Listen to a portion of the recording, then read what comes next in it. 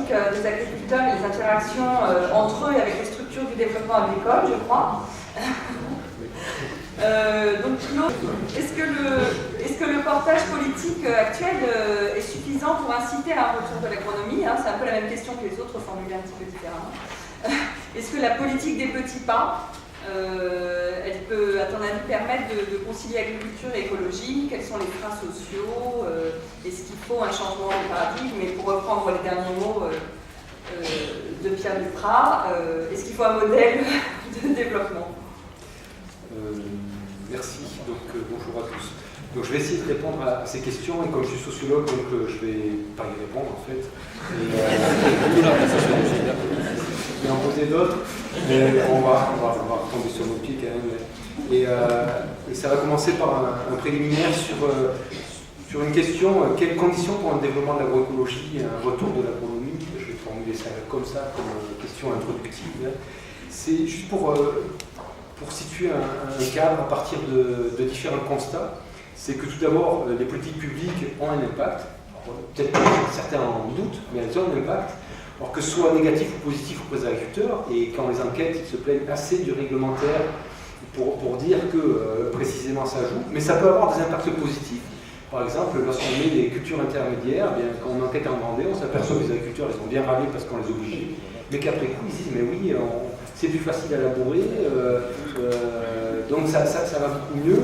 Donc ça montre que le réglementaire n'est pas aussi forcément négatif. Or, il faut le dire, parce que c'est pas toujours ce qu'on entend. Deuxième point, c'est que ces politiques-là, elles se déploient aussi dans le cadre d'une certaine tension entre certaines idéologies ou philosophies vis-à-vis de l'environnement qui jouent énormément sur le genre d'agriculture que l'on veut mettre en place et pour lesquels les agriculteurs ou les responsables politiques ne sont pas forcément d'accord.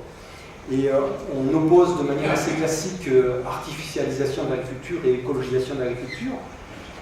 Et on voit bien qu'on n'a pas les mêmes orientations, mais je pense qu'à cette opposition-là, on pourrait s'interroger aussi pour savoir comment se fait cette artificialisation et cette écologisation. Parce qu'on peut avoir une écologisation qui passe par une certaine naturalisation, c'est-à-dire on ne fait plus grand-chose et puis eh bien, on fait produire comme c'est, mais on peut avoir aussi une écologisation qui passe par une industrialisation avec l'agriculture de précision, etc. C'est-à-dire qui demande derrière tout un outillage assez puissant. Et du côté de l'artificialisation, on pourrait s'interroger aussi comment on peut très bien mettre du naturel ailleurs, ici, et créer un milieu complètement artificiel, mais par une forme de naturalisation.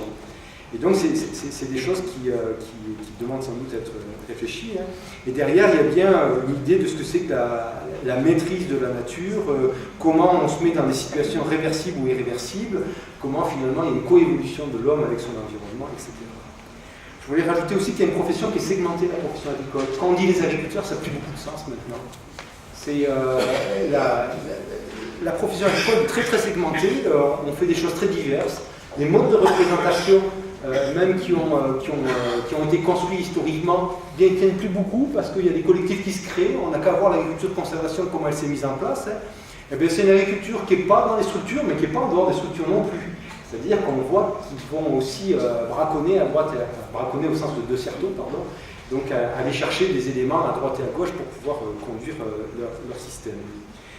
Et puis ça amène à une question en fait, de la représentation des agriculteurs, à la question des porte-paroles qui parlent au nom des agriculteurs, comment ils représentent les agriculteurs. Et du coup, ça amène aussi à une quatrième remarque, c'est que ces politiques-là, elles émergent dans le cadre de rapports de force. Et il faut une vision irénique, angélique des choses, elle ne tient pas. Et on le voit bien là quand on voit des courriers de journaux de chambres d'agriculture qui passent. Donc un édito qui a fait le buzz, qui est passé vraiment partout, qui a même monsieur Vasseur qui a un peu atténué un peu. Mais on voit bien qu'on est bien dans un rapport de force qui se crée, et donc ça pose des questions sur comment se créer entre différents acteurs, opérateurs du développement et puis agriculteurs, des coopérations, des négociations, des affrontements, et comment ça s'ajoute, et et comment on accompagne même les gens pour mener ces tâches-là, parce que ça ne va pas de soi d'avoir un point de vue propre et puis de pouvoir le confronter à d'autres pour arriver à définir finalement ce que doit être une communauté de pratique. Alors ça m'amène quand même à répondre aux questions qui m'ont été posées, c'est-à-dire la question des changements à petits pas versus ces changements de rupture, c'est-à-dire est-ce qu'on évolue ou est-ce qu'on est dans une révolution. Alors, grande question aussi d'un point de vue politique, mais lorsqu'on étudie, lorsqu'on enquête les agriculteurs, il va de soi que eux, ce qu'ils cherchent à faire, c'est à ne pas perdre la maîtrise de ce qu'ils font. Comme moi, quand on fusionne mon établissement, on fusionne mon unité de recherche, je suis déstabilisé parce que eh bien, je perds la maîtrise de ce que je fais, et donc ça demande une énergie grandissante et ça empêche de faire autre chose. Et donc ce qu'ils cherchent à faire, c'est à ne pas perdre la maîtrise de ce qu'ils font. Ce qui signifie aussi que ces changements-là, eh bien, pour être faits correctement, ils sont fondés collectivement. C'est-à-dire que face à cette diversité qu'il faut affronter, eh bien, on est bien plus armé en s'appuyant sur les connaissances des uns et des autres, plutôt qu'en s'enseignant individuellement. Et ça tranche avec un modèle de l'individu décideur qui a toutes les solutions en face de lui, ou à peu près, qui fait un choix serein, etc. Ça ne tient pas, ce genre de choses, en pratique lorsqu'on enquête. Et donc, bien sûr, la politique des petits pas, mais j'allais dire des petits pas multiples. C'est-à-dire que c'est pas parce qu'un agriculteur fait un petit pas que l'autre à côté fera le même petit pas, et d'où l'importance des collectifs. Alors ça va faire un peu maoïste, je suis désolé, c'est par l'accumulation des petits pas à droite et à gauche qu'on arrive finalement à en faire un grand pas de manière commune. Et puis déposer la question des freins sociaux. Alors moi, en tant que sociologue, je ne me pose jamais les questions comme ça. Mais jamais, par contre, que les autres, ça pose comme ça, bien évidemment. Je suis pluraliste quand même dans la façon dont on voit les choses. Et donc, la question des freins sociaux, pour moi, n'a pas de sens, et elle a encore moins de sens dans une démarche d'agroécologie. À ce moment-là, ça demande vraiment à ce que les agronomes fassent une révolution copernicienne. C'est-à-dire qu'on ne peut pas dire que les agriculteurs font émerger des connaissances, les construisent, et puis qu'il faut absolument s'y intéresser, et puis les rendre collectives par le biais de la recherche, et en même temps dire comment les faire changer ces gens-là. Il y a une espèce de tension qui me semble un peu difficile à tenir, et derrière ça appelle à un changement de rapport entre agronomes et agriculteurs dans la manière de travailler, et puis de se saisir de certaines connaissances, de nouveautés, pour les faire émerger à la collectivité. Et donc du coup ça amène à s'interroger, c'est une série de questions sur les conditions sociales justement d'émergence de ces nouvelles connaissances. Quand des agriculteurs font localement des connaissances, et comment passe-t-on au niveau du global? C'est une question qui est pas mince quand même, parce que ça pose le rôle du bienfait de ces connaissances locales au niveau du global, et puis du rôle de la science là-dedans, et puis comment on les valide ces connaissances, et puis comment ces connaissances peuvent être liées à des groupes aussi. Il n'y a pas de connaissances qui soient déconnectées d'un groupe qui les a fait émerger. Et ça m'amène doucement, donc à la fin, à la question du changement de paradigme. Je pense, et quand on voit actuellement où on en est dans les modèles agricoles qui sont proposés aux agriculteurs, qu'on est dans un état de profusion. Vous avez bien dû le sentir, les agriculteurs, quand les enquêtes aussi, savoir ce qu'ils font, ils ne savent plus trop d'ailleurs. S'ils sont étiquetés agriculture de conservation, agriculture écologiquement intensive, agriculture durable, agriculture paysanne, encore ça ils savent à peu près. Mais donc il y a toute une série de choses qu'ils ne maîtrisent pas, et d'ailleurs qu'ils réinvestissent, parce que ça leur donne une identité professionnelle qui est importante pour eux. Donc il y a une profusion. Alors cette profusion, on peut la voir de manière négative ou positive. Et moi je la vois de manière très positive, parce que en sociologie de l'innovation, on voit bien quand il y a une situation d'incertitude, de changement radical, ce qui se produit. Il y a toujours incitation à l'innovation d'un collectif vis-à-vis en fait, d'une population qui est concernée par ce problème-là.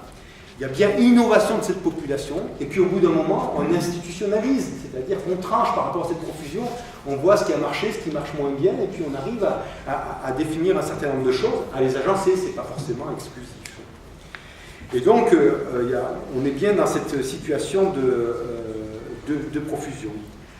Et que pour un sociologue, situation qui est très intéressante, parce que justement, elle s'opère parce que ces modèles-là sont portés par des groupes sociaux, et puis ça amène en fait à des négociations entre des acteurs de différentes natures, par exemple entre agriculteurs et opérateurs de l'environnement.